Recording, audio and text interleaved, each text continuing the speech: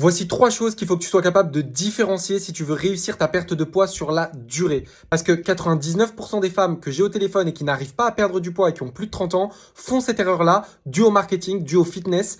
Et malheureusement, si tu ne comprends pas la différence entre ces 3 concepts, tu n'arriveras pas à perdre du poids sur la durée parce que tu vas faire des erreurs qui vont te coûter cher sur la balance. Et si je te parle de ça, c'est parce que j'ai aidé plus de 200 femmes à se libérer de la peur que les kilos reviennent en ayant une transformation saine et durable à la maison. Il faut absolument que tu sois capable de faire la différence entre un aliment minceur, un aliment santé et un aliment pour sportif. Pourquoi est-ce que c'est essentiel? Eh bien, c'est essentiel parce que ces 3 catégories d'aliments n'ont pas la même fonction, n'ont pas le même objectif et donc du coup ne vont pas servir à la même chose. Le problème, c'est que dans le quotidien, on mélange les 3 et tu peux te retrouver à faire les mauvais choix.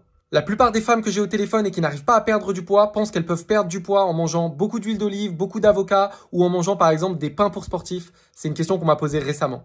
Ce que tu dois comprendre, c'est qu'un aliment minceur, il est là pour te faire perdre du poids. Il est faible en calories, il va être rassasiant et il va t'aider à mincir. Un aliment santé, c'est un aliment qui est bon pour ta santé, qui réduit les risques de mortalité ou qui ne va pas aggraver ta santé. Mais cet aliment peut être très calorique et te faire grossir. Les aliments pour sportifs sont des aliments qui peuvent être adaptés à une activité physique, mais pas forcément faits pour te faire mincir. La vidéo est trop courte pour détailler sur le sujet, mais si tu confonds ces 3 aliments, tu peux te retrouver à prendre des aliments en pensant qu'ils vont t'aider à maigrir, mais malheureusement ils vont te faire grossir sur la balance.